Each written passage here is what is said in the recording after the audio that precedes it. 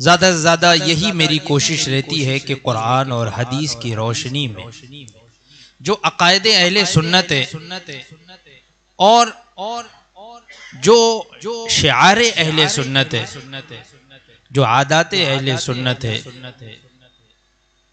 اس کو ثابت کیا جائے تاکہ جو مخالفین ہیں ان کا جواب بھی ہو جائے، اور جو ہمارے مسلمان بھولے بھالے سنی بھائی ہیں ان کے دل میں اس طرح کے اعتراضات یا اس طرح کی باتیں آتی ہو تو انہیں بھی اطمینان ہو جائے۔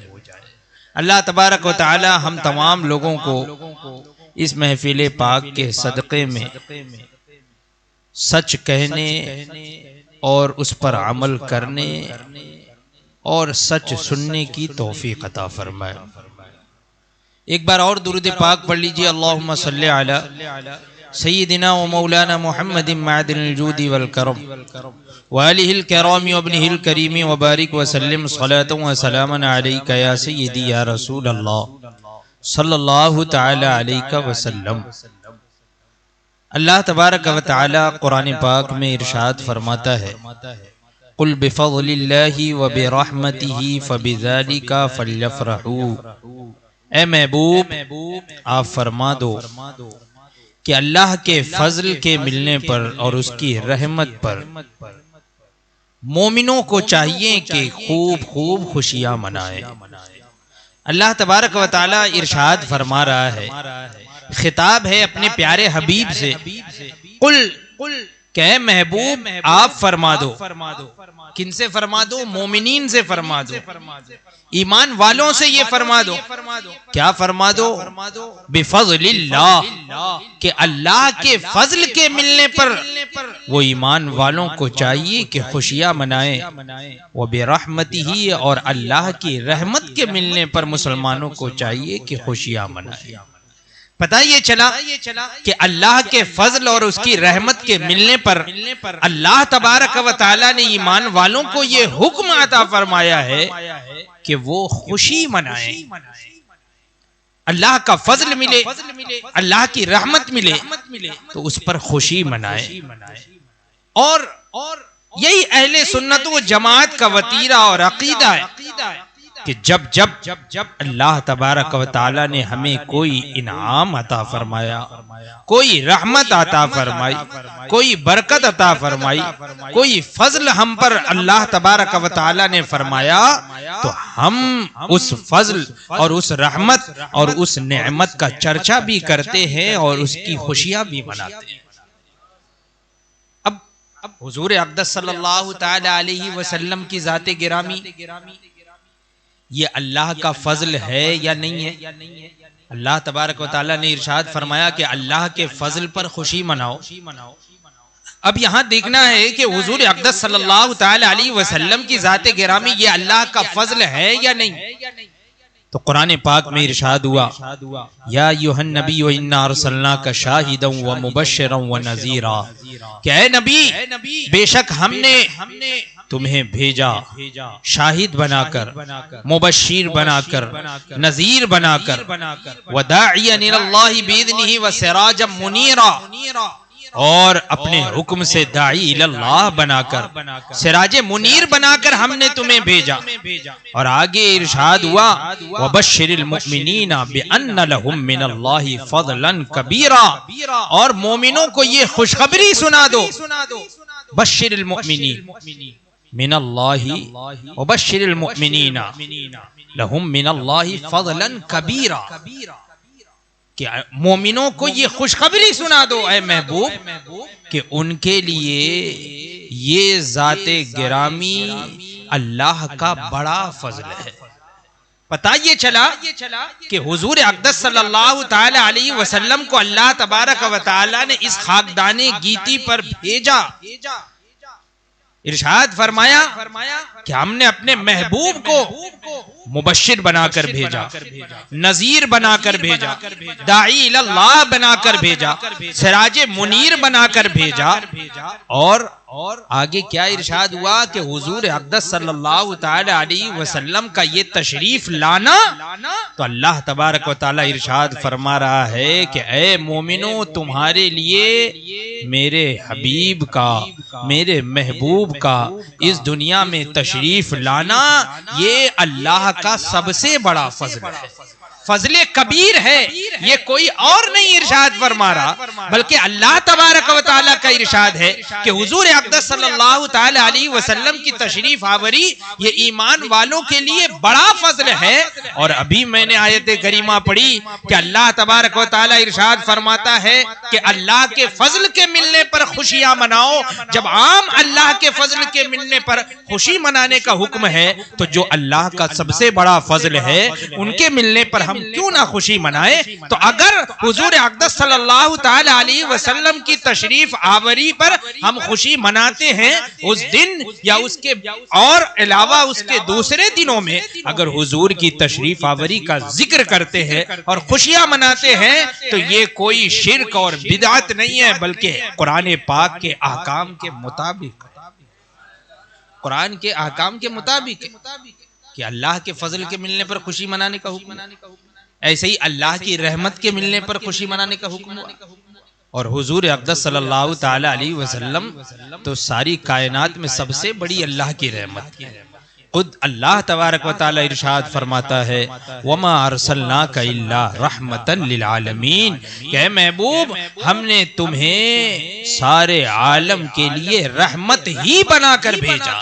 تو حضور اقدس صلی اللہ تعالی علیہ وسلم کی تشریف آوری یہ اللہ کا فضل بھی ہے اور اللہ کی سب سے بڑی رحمت بھی ہے، اور اللہ کے فضل اور رحمت کے ملنے پر خوشی منانے کا حکم ہوا۔ تو حضور اقدس صلی اللہ تعالی علیہ وسلم کی تشریف آوری ہوئی تو حضور کی تشریف آوری کا ذکر کرنے، خوشی منانے کہ یہ اللہ کا بڑا فضل ہے، اللہ کی رحمت ہے، یہ عین قرآن پاک اور اللہ تبارک و تعالیٰ کے حکم کے مطابق ہے۔ اور اللہ تبارک و تعالیٰ کے حکم کی فرما برداری کرنا، اس کے حکم کی اطاعت کرنا یہ کوئی ناجائز اور حرام اور بدعت نہیں ہے، بلکہ جائز اور حلال اور مستحسن۔ تو اب اگر کوئی اعتراض کرے کہ میلاد کہتے کسے؟ میلاد کا معنی ہوتا ہے حضور اقدس صلی اللہ تعالی علیہ وسلم کی ولادت اور حضور کی تشریف آوری کے ذکر کی محفل سجا، اسی کا نام ہے میلاد۔ اب دیکھیے ایک اور جگہ اللہ تبارک و تعالی ارشاد فرماتا ہے وَذَكِّرْهُمْ بِأَيَّامِ اللَّهِ اے محبوب ایمان والوں کو، لوگوں کو اللہ کے دنوں کی یاد کراؤ۔ یعنی یاد کرنا یہ تو الگ بات ہوا، دوسروں کو یاد کرانا۔ اب سارے دن اللہ کے، ہر دن اللہ کا، ساری رات سارا دن، یہ صبح و شام، یہ ہفتہ، یہ مہینہ، یہ سال، یہ زمانہ، یہ وقت، یہ سارا جہان، یہ ساری کائنات، یہ ساری مخلوقات یہ سب اللہ ہی کی ہے۔ پھر اللہ تبارک و تعالی یہ جو ارشاد فرما رہا ہے کہ اے محبوب انہیں اللہ کے دنوں کی یاد دلاؤ، اللہ کے دن یاد کراؤ۔ تو یہاں پر اللہ کے دن یاد کرانے سے مراد کیا ہے؟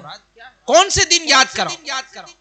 تو میں نہیں کہہ رہا، بلکہ قرآن کے عظیم مفسر صحابی جلیل القدر صحابی حضرت عبداللہ ابن عباس رضی اللہ تعالی عنہ ارشاد فرماتے ہیں اس آیت کی تفسیر میں کہ یہاں پر جو ارشاد ہوا کہ اللہ کے دنوں کی یاد کراؤ، تو اللہ کے دن سے مراد اللہ کے وہ دن ہیں جن دنوں میں اللہ تبارک و تعالی نے اپنے بندوں پر کوئی خاص انعام فرمایا۔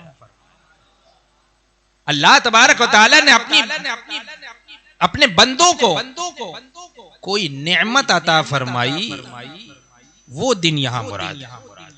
جس دن بھی اللہ تبارک و تعالیٰ نے اپنے بندوں کو نعمت عطا فرمائی.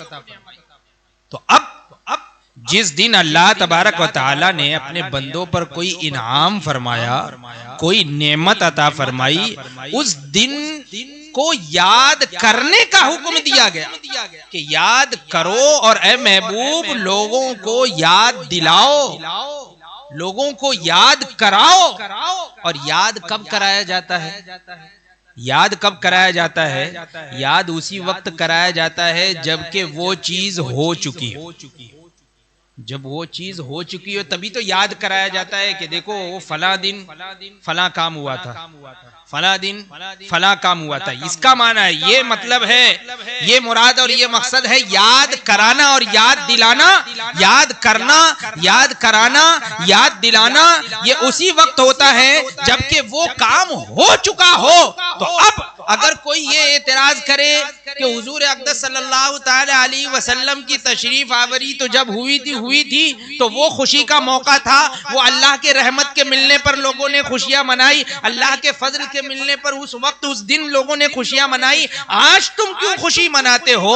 تو دیکھو اللہ تبارک و تعالی خود ارشاد فرما رہا ہے کہ ان دنوں کو یاد کرو اور یاد کراؤ. پتہ یہ چلا کہ وہ دن گزر چکے ہیں لیکن تا قیامت تم انہیں یاد کرتے رہو، ان کا ذکر کرتے رہو، اس دن کو یاد کرتے رہو. تو جب اللہ کے عام نعمتوں کے ملنے پر اس دن کو یاد کرنے کا حکم دیا گیا تو وہ جو اللہ کی سب سے بڑی نعمت ہے، وہ جو اللہ کا سب سے بڑا انعام ہے، وہ جو اللہ کا سب سے بڑا احسان ہے کہ خود اللہ تبارک و تعالی ارشاد فرماتا ہے لقد من اللہ علی المؤمنین اذ بعث فیہم رسولا. بے شک اللہ تبارک و تعالی نے مومنوں پر احسان جتایا کہ ان میں ایک رسول مبعوث فرما دیا. تو حضور کی تشریف آوری یہ اللہ کا بڑا احسان ہے، حضور کی تشریف آوری اللہ کا بڑا کرم ہے، حضور کی تشریف آوری اللہ کا بڑا انعام ہے. تو جب عام نعمتوں کے ملنے پر چرچا کرنے اور اس کا ذکر کرنے